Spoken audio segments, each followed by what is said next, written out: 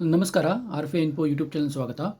ಈ ವಿಡಿಯೋದಲ್ಲಿ ಏನು 2,500 IT ಶಿಕ್ಷಕರು ಅಂದರೆ ಕಂಪ್ಯೂಟರ್ ಶಿಕ್ಷಕರ ಒಂದು ಹುದ್ದೆಯನ್ನು ಇನ್ನು ರಾಜ್ಯ ಸರ್ಕಾರ ಸೃಷ್ಟಿ ಮಾಡಿದೆ. ಈ ಹುದ್ದೆಗೆ ಸಂಬಂಧಪಟ್ಟಂತೆ ಈ ಕಂಪ್ಯೂಟರ್ ಶಿಕ್ಷಕರ ಅರ್ಹತೆ ಏನಿರಬೇಕು, ಓಕೆ, ಅವರಿಗೆ BEd ಬೇಕಾಗುತ್ತಾ ಅಥವಾ TET ಏನಾದರೂ ಅವಶ್ಯಕತೆ ಇದೆಯಾ ಅನ್ನುವಂಥ ಒಂದು ಪ್ರಶ್ನೆ ಪದೇ ಪದೇ ಕೇಳ್ತಾ ಇರೋದ್ರಿಂದ ಈ ವಿಡಿಯೋವನ್ನು ಮಾಡಿದ್ದೀನಿ. ಹೀಗಾಗಿ ಈ ವಿಡಿಯೋವನ್ನು ಎಂಡ್ವರೆಗೆ ನೋಡಿ. ಮತ್ತು ಡಿಸ್ಕ್ರಿಪ್ಷನ್ ಬಾಕ್ಸಲ್ಲಿ ಪ್ರೌಢಶಾಲಾ ಶಿಕ್ಷಕರ ನೇಮಕಾತಿ ಗುಂಪಿದೆ, ಇಂಟ್ರೆಸ್ಟ್ ಇರುವಂಥ ಕ್ಯಾಂಡಿಡೇಟ್ ಜಾಯ್ನ್ ಆಗ್ಬೋದು.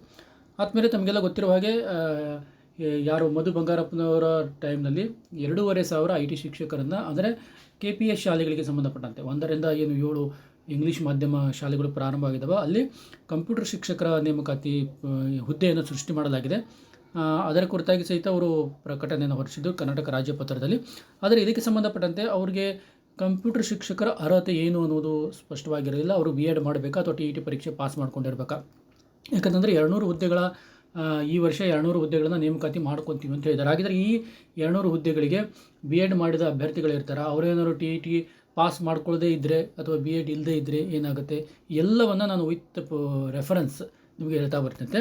ನಾನು 2016ಕ್ಕೆ ಸಂಬಂಧಪಟ್ಟಂತೆ 2016-17 ಅವಧಿಯಲ್ಲಿ ವಸತಿ ಶಾಲೆಗಳಲ್ಲಿ ಕಂಪ್ಯೂಟರ್ ಶಿಕ್ಷಕರ ನೇಮಕಾತಿ ಪ್ರಕ್ರಿಯೆ ನಡೆದಿತ್ತು. ತಾವು ನೋಡ್ಬೋದು, ಅಲ್ಪಸಂಖ್ಯಾತ ನಿರ್ದೇಶನಾಲಯದಲ್ಲಿ ವಸತಿ ಶಾಲೆಗಳಲ್ಲಿ ಗಣಕಯಂತ್ರ ಶಿಕ್ಷಕರು ಅಂತಿದೆ. ಈ ಗಣಕಯಂತ್ರ ಶಿಕ್ಷಕರಿಗೆ ಸಂಬಂಧಪಟ್ಟಂತೆ ಅವ್ರು ಏನು ಕ್ವಾಲಿಫಿಕೇಷನ್ ಕೊಟ್ಟಿದ್ದರು ಅಂತಂದರೆ, must be holder of degree as follows, ಅಂದರೆ bachelor of BCA bachelor of computer application or BSc with computer application. ಈ ಎರಡು ಯಾರು ಡಿಗ್ರಿ ಮಾಡಿರ್ತಾರೋ ಅವರು ಕಂಪ್ಯೂಟರ್ ಶಿಕ್ಷಕರಾಗಲಿಕ್ಕೆ ಅರ್ಹತೆ. ಇಲ್ಲಿ BEd ಅನ್ನುವಂಥ ಶಬ್ದ ಇರಲಿಲ್ಲ.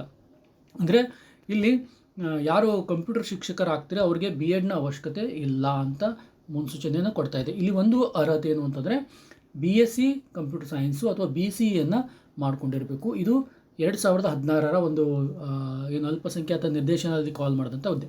ಈಗ ಮೊನ್ನೆ ಏನು ಶಿಕ್ಷಕರ ನೇಮಕಾತಿ ಏನು ಅತಿಥಿ ಶಿಕ್ಷಕರ ನೇಮಕಾತಿ ಪ್ರಾರಂಭ ಆಗ್ತದೋ ಅಲ್ಲಿ ಏನು ಕೊಟ್ಟಿದ್ದಾರೆ ಅಂತಂದರೆ ಕಂಪ್ಯೂಟರ್ ಶಿಕ್ಷಕರು ಅಂತ ಕೊಟ್ಟಿದ್ದಾರೆ. ಕಂಪ್ಯೂಟರ್ ಶಿಕ್ಷಕರು ಏನು ಕೊಟ್ಟಿದ್ದಾರೆ ಅಂತಂದರೆ BCA BSc with computer science, BTech, BEಯಲ್ಲಿ IT ಅಥವಾ CS ಕಂಪ್ಯೂಟರ್ ಸೈನ್ಸನ್ನು ಮಾಡಿರಬೇಕು, ಅಥವಾ ಡಿಪ್ಲೊಮಾ ಇನ್ ಕಂಪ್ಯೂಟರ್ ಸೈನ್ಸ್. ಅಂದರೆ ಇಷ್ಟು ಡಿಗ್ರಿಗಳಿಗೆ ಕಂಪ್ಯೂಟರ್ ಶಿಕ್ಷಕರಾಗಲಿಕ್ಕೆ ಅವಕಾಶವನ್ನು ಕೊಟ್ಟಿದ್ದಾರೆ. ಇಷ್ಟು ಡಿಗ್ರಿ ಅವರು ಏನು ಮಾಡಬೇಕು ಅಂತಂದರೆ BEd ಮಾಡ್ದೇ, ಯಾರು BCA BSc ಕಂಪ್ಯೂಟರ್ ಸೈನ್ಸ್ ಇದೆ, BTech ಇದೆ, BEಯಲ್ಲಿ IT ಮತ್ತು CS ಮಾಡಿರ್ತಾರೆ, ಮತ್ತು ಡಿಪ್ಲೊಮಾ ಕಂಪ್ಯೂಟರ್ ಸೈನ್ಸ್ ಯಾರು ಮಾಡಿರ್ತಾರೋ ಅವರಿಗೆ BEd ಮಾಡುವಂಥ ಅವಶ್ಯಕತೆ ಇಲ್ಲ. ನೇರವಾಗಿ ನಿಮ್ಮ ಡಿಗ್ರಿ ಮೇಲಿಂದನೇ ನೀವೇನು ಮಾಡಬೇಕಾಗುತ್ತೆ, ಡೈರೆಕ್ಟಾಗಿ ಶಿಕ್ಷಕರ ನೇಮಕಾತಿ ಪ್ರಕ್ರಿಯೆಗೆ ಆಯ್ಕೆ ಆಗ್ಬೋದಾಗಿದೆ.